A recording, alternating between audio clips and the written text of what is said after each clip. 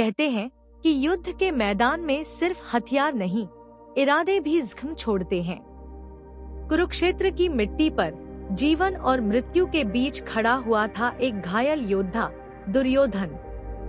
उसके होठों से आखिरी शब्द निकले, दुनिया यही सोचेगी कि मुझे भीम ने मारा, लेकिन असली वजह तू है।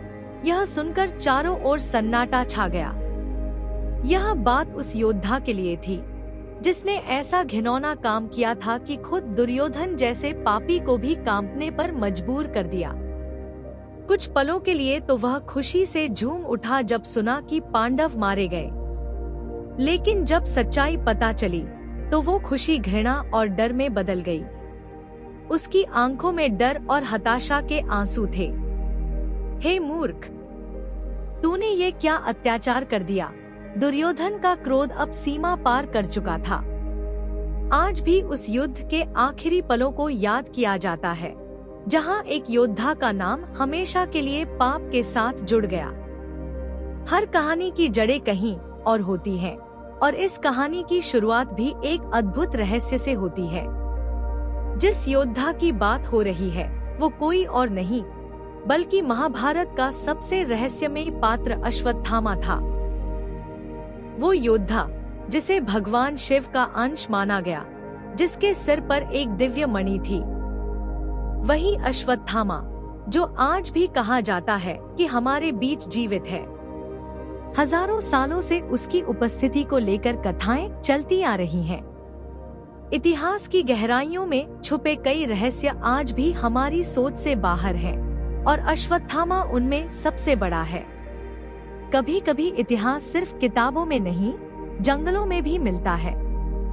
सन 1192 में जब पृथ्वीराज चौहान मोहम्मद गौरी से युद्ध हारने के बाद जंगल में छिपे हुए थे, तब उन्होंने एक अजीब सा व्यक्ति देखा। 12 फीट लंबा, गठीला शरीर, अजीब सी बदबू और सिर पर एक गहरा घाव। ऐसा लग रहा था जैसे किसी ने उसके सिर में हाथ डालकर मस्तिष्क निकाल दिया हो। पृथ्वीराज चौहान जो स्वयं एक निपुण वैद्य थे, उन्होंने उसका इलाज करने की कोशिश की, लेकिन एक हफ्ते तक कोशिश करने के बावजूद वो घाव नहीं भरा। जब राजा ने उससे पूछा, क्या तुम अश्वत्थामा हो, तो उसने बहुत धीमी आवाज में कहा, हाँ, और वहाँ से चला गया। इतिहास कभी कभी हमें ऐसे संकेत देता है जो सोच से परे होते हैं, और ये संकेत शायद सदियों से हमारे सामने हैं। हर रहस्य की एक जड़ होती है, और अश्वत्थामा का रहस्य शुरू होता है उसकी अवतारी उत्पत्ति से। गुरु द्रोण ने भगवान शिव की घोर तपस्या की और वरदान मांगा, ऐ प्रभु, मुझे ऐसा पुत्र दो जो तुम्हारे तेज का अंश हो, जो शक्तिशाली हो और तुम्हारी ही तरह हो। जब अश्वत्थामा जन्मा तो वो रोया नहीं, बल्कि उसके मुंह से घोड़े की तरह जोरदार हिनहिनाहट निकली, जिससे धरती और आकाश तक गूंज उठे। इसी गूंज से उसका नाम पड़ा अश्वत्थामा। उसका जन्म ही अपने आप में एक चमत्कार था, और उसका जीवन एक गूढ़ कथा। कभी किसी को अमरता का वरदान मिले तो वो इंसान नहीं, रहस्य बन जाता है।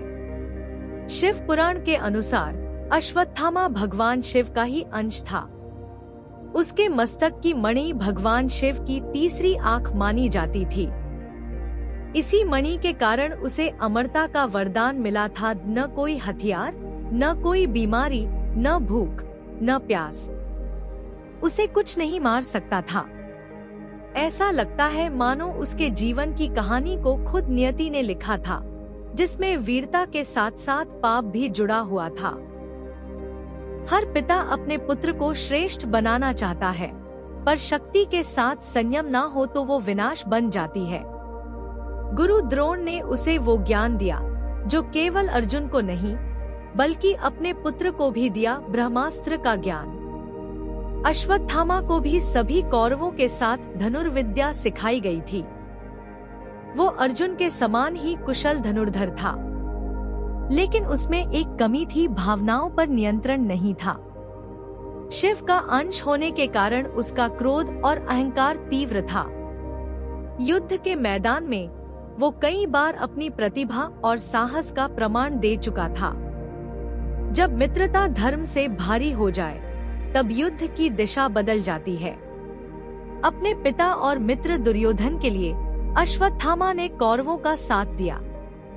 महाभारत के विराट पर्व में वर्णन है कि युद्ध से पहले विराटनगर में अर्जुन और अश्वत्थामा आमने सामने हुए थे। दोनों के बीच भीषण युद्ध हुआ। दोनों की तीर चलाने की क्षमता समान थी, लेकिन अंत में अश्वत्थामा के तीर खत्म हो गए और उसे पीछे हटना पड़ा। ऐसे युद्ध क्षणों से इतिहास बनता है और नायकों की पहचान होती है। एक सच्चा योद्धा वही होता है जो हर परिस्थिति में साहस दिखाए। महाभारत युद्ध में अश्वत्थामा ने कई बार भीम, युधिष्ठिर और धृष्टद्युम्न को हराया। वो एकमात्र ऐसा योद्धा था जिसे घटोत्कच और उसके मायावी राक्षसों से डर नहीं लगा। उसने अकेले ही विशाल पांडव सेना को परास्त किया और लगभग 1 लाख सैनिकों को मार डाला। उसकी युद्ध क्षमता असीम थी, पर उसका गुस्सा और अहंकार भी उतना ही प्रचंड। जब प्रतिशोध में विवेक खो जाए, तो वो विनाश की ओर ले जाता है। जब अर्जुन ने अभिमन्यु की मृत्यु का बदला लेने के लिए जयद्रथ को मारने की प्रतिज्ञा ली, तब अश्वत्थामा ने उसे रोकने की कोशिश की और जयद्रथ को बचाया।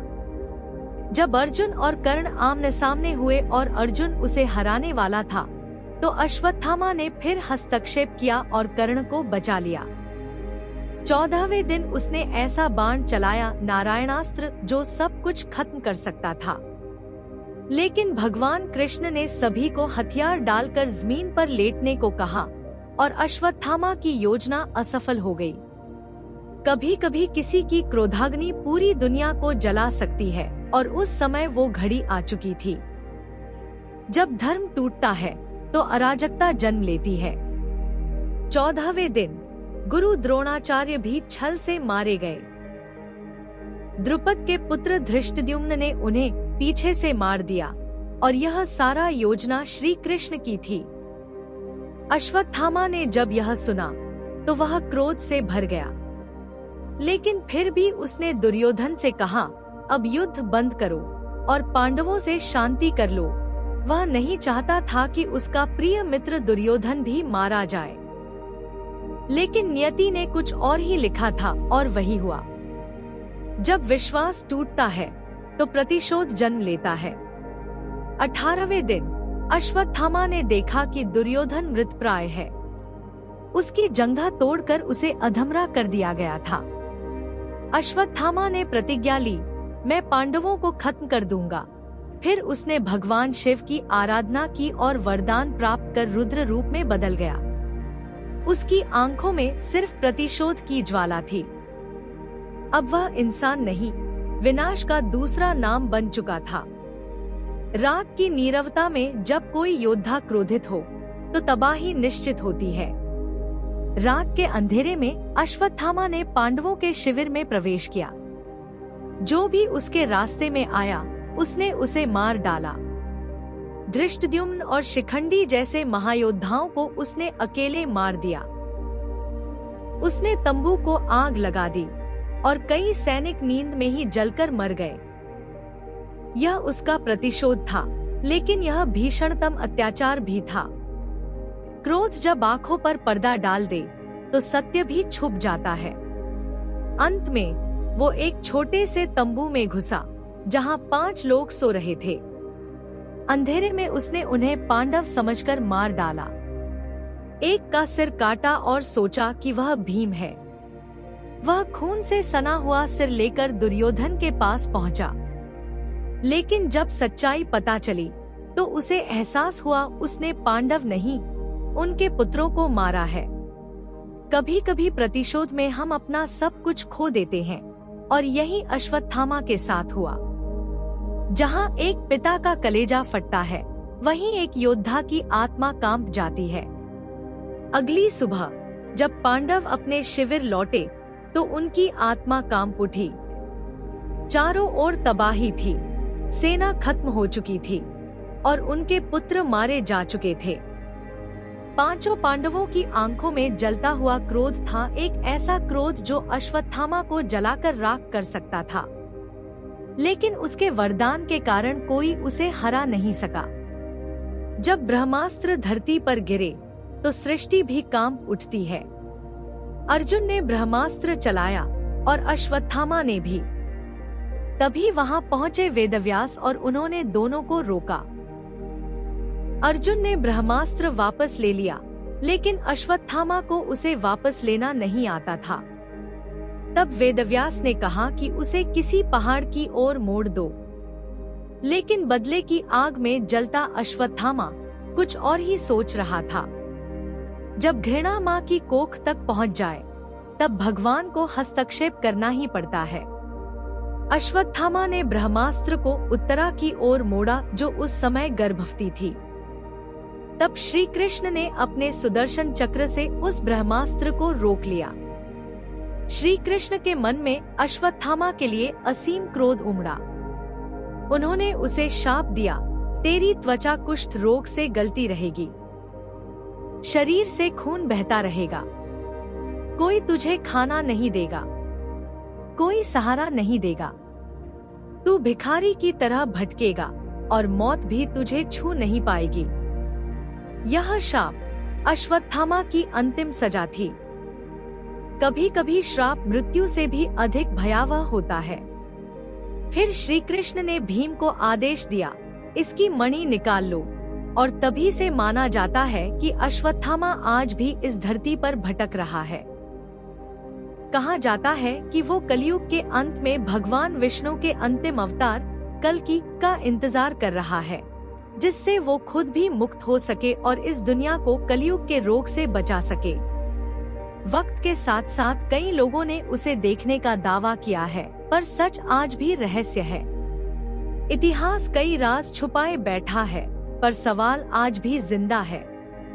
क्या अश्वत्थामा सच में आज भी जीवित है? क्या वो वाकई कल्कि अवतार का इंतजार कर रहा है? आप क्या सोचते हैं? अपनी राय जरूर हमें कमेंट में बताएं। क्योंकि कुछ कहानियां सिर्फ सुनाने के लिए नहीं होती, बल्कि सोचने के लिए होती हैं।